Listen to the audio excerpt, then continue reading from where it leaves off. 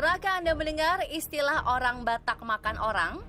Ternyata munculnya kalimat tersebut bukanlah tanpa alasan. Karena di kampung bernama Huta Sialagan inilah cerita tentang tradisi kanibal orang Batak makan orang itu bermula. Huta Sialagan terletak di Pulau Samosir. Tim On The Spot menyeberangi Danau Toba menggunakan kapal feri dari Pelabuhan Ajibata di Parapat menuju Pelabuhan Tomok di Pulau Samosir. Di kampung atau Huta Sialagan ini, terdapat sisa-sisa peninggalan Raja Sialagan yang masih asli dan dipertahankan sejak sekitar 400 tahun lalu hingga sekarang.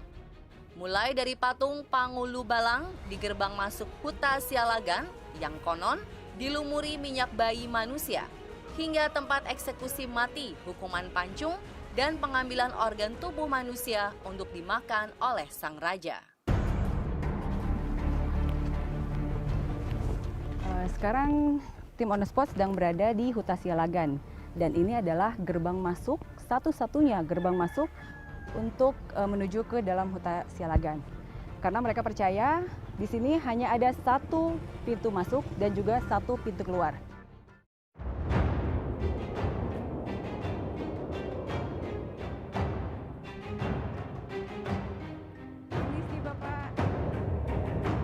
Setelah bertemu warga di Huta Sialagan, Pak Markito Simatupang, kami semakin tercengang mendengar penjelasan tentang patung penjaga di gerbang yang disebut dengan Pangulu Balang. Jadi kekuatan daripada patung itu adalah itu sudah dibuat oleh seorang datu. Itu ceritanya adalah dulu seorang dukun, tapi dia menculiklah anak manusia. Lalu dibuatlah itu, diambil minyaknya, namanya minyak. Kalau di sini minyak apa itu yang dibuat minyaknya itu langsung dioleskan nanti ke patung itu. Jadi patung itu dia dibuat seorang dukunnya, setelah diolesi dengan minyak manusia tadi, dia bisa membaca apa orang-orang yang mau masuk ke kampung ini. Oh, jadi patungnya ini semacam diisi, diisi dengan unsur magis ya, kayak ada rohnya gitu. Rohnya gitu. Aksi ini dilakukan di zaman dulu, saat raja dan penduduk Huta Sialagan masih memegang kepercayaan leluhur yang disebut dengan Parmalim. Meski kini penduduknya sudah mayoritas beragama Kristen, namun pernah ada kejadian menimpa pengunjung yang melanggar aturan keluar melalui pintu gerbang masuk yang seharusnya tidak boleh dijadikan pintu keluar. Tak hanya di bagian gerbang masuk, rumah bolon, rumah adat suku Batak berbentuk segi empat dengan atap melengkung ini juga dikelilingi oleh ornamen pelindung penolak bala. Jadi ini ada namanya masing-masing, juga ada fungsinya sendiri-sendiri. Ya, seperti yang ini namanya adalah Gorga Singa-Singa. Nah, kemudian yang ini adalah Jaga Dompa. Jadi fungsinya ini di zaman dahulu adalah sebagai untuk penolak bala.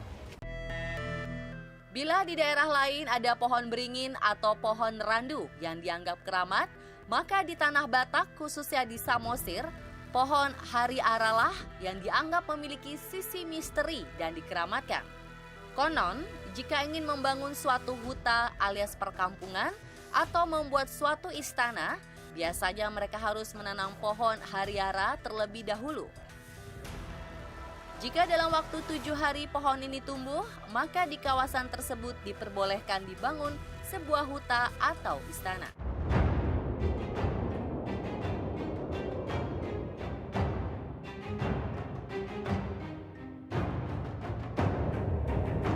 Ya, kisah mengenai tradisi kanibal orang Batak berasal dari Huta Sialagan.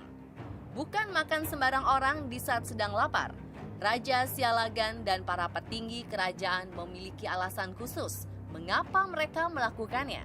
Terdapat hukum adat yang jatuh pada orang-orang yang melanggar aturan kerajaan atau tindak kejahatan seperti pencuri, pemerkosa, pengkhianat, hingga musuh kerajaan yang tertangkap. Setelah ditangkap, mereka akan dipasung di tempat khusus tepat di bawah rumah raja. Pada umumnya, di bawah rumah raja adalah tempat para binatang dipelihara. Ini artinya, ketika ada seseorang yang tidak dapat dimaafkan oleh raja, dianggap sama seperti binatang. Ya, umpamanya di sini ada seorang mencuri yang kena tangkap, lalu dia penjarakan di sini dipasung. Dipasung, Pak? Dipasung pakai kayu kakinya ya. Oh. Pakai kayu supaya dia nggak lari. Tapi Raja Sialagan itu bukan raja yang dikatakan serakah. Dia hanya mempertahankan daerahnya ini. Makanya kalau ada musuh yang tertangkap, dia tangkap, lalu dipenjarakan di sini juga. Para dato atau tetua adat kerajaan akan menunggu hari yang tepat, kapan tawanan yang dipasung di bawah rumah raja akan diadili atau disidang. Jika hari itu sudah tiba, ia akan dibawa ke area batu persidangan yang letaknya dikelilingi oleh rumah raja, tempat pemasungan, dan pohon hari ara yang dianggap sakral. Ya, tunggu seorang datu atau dukun, dia mendapatkan hari yang baik untuk membawa dia dibawa di sini untuk Adili. Oh, disidang. Tim On The Spot merekonstruksi bagaimana proses pemindahan tawanan yang dipasung untuk diadili dan menunggu keputusan raja dan tetua adat. Lalu dibawa ke sini, Dibawalah Pak? di sini. Lalu disinilah mereka duduk yang bersalah. Oh, ini jadi terdakwa itu duduk di Terdakwa sini? di sini. Oh, makanya ini kursinya Duduknya, lebih rendah ya, Pak, ya, iya, dibanding yang lain. Kemudian posisinya tangannya diikat di belakang. Tangannya diikat di belakang Iya. sini. Nah, lalu seraja di sana Oh, bersama orang dua kampung di sini.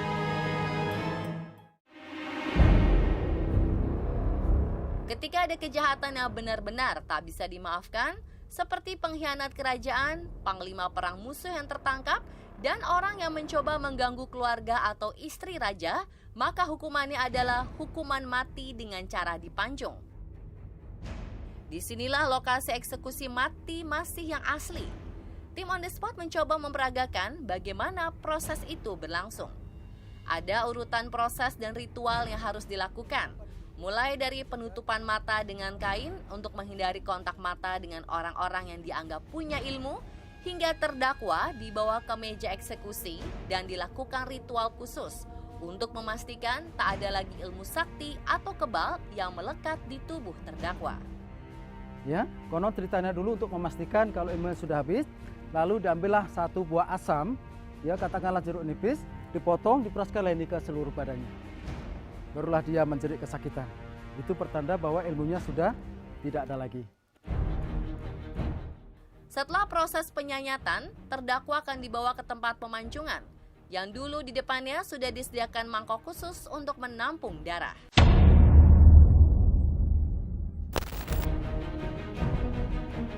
Kepala yang sudah terputus dan mangkok berisi darah dibawa ke atas meja. Sementara bagian tubuhnya dibawa lagi ke meja tadi untuk dipotong-potong dan dicampur dengan darah. Kemudian sang raja akan bertanya, siapa yang mau memakannya? Karena di mata raja, ia bukan lagi manusia. Namun khusus untuk jantung dan hati biasanya akan dipersembahkan untuk raja dan orang-orang berilmu seperti para hulu balang dan petinggi kerajaan yang menginginkannya.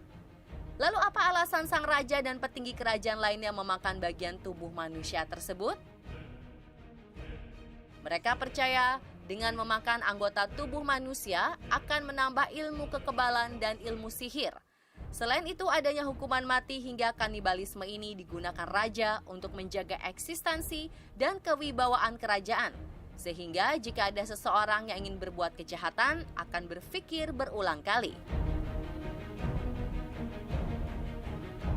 Fakta lainnya, ternyata tidak semua raja-raja Batak melakukan aksi hukuman mati dan praktek kanibalisme ini.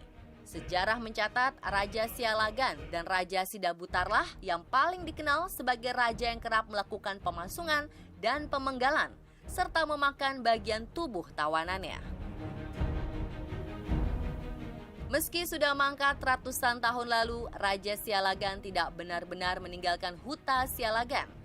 Di salah satu sudut kampung ada sebuah tugu kematian yang menjulang megah. Semacam kuburan keluarga, di bagian paling atas tugu inilah Raja Sialagan dan keturunannya berkumpul dalam bentuk tulang belulang.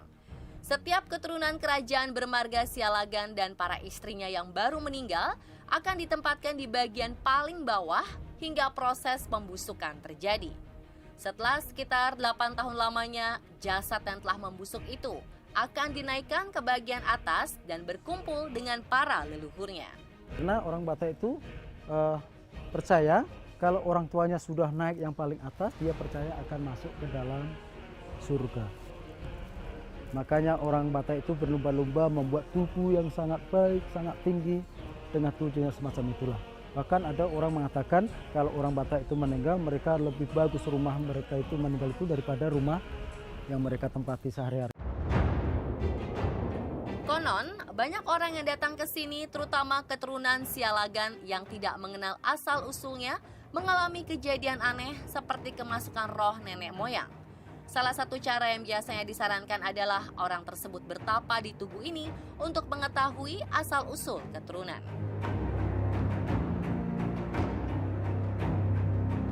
Dan pemirsa, itulah liputan eksklusif tim On The Spot di Huta Sialagan, jejak desa kanibal suku Batak.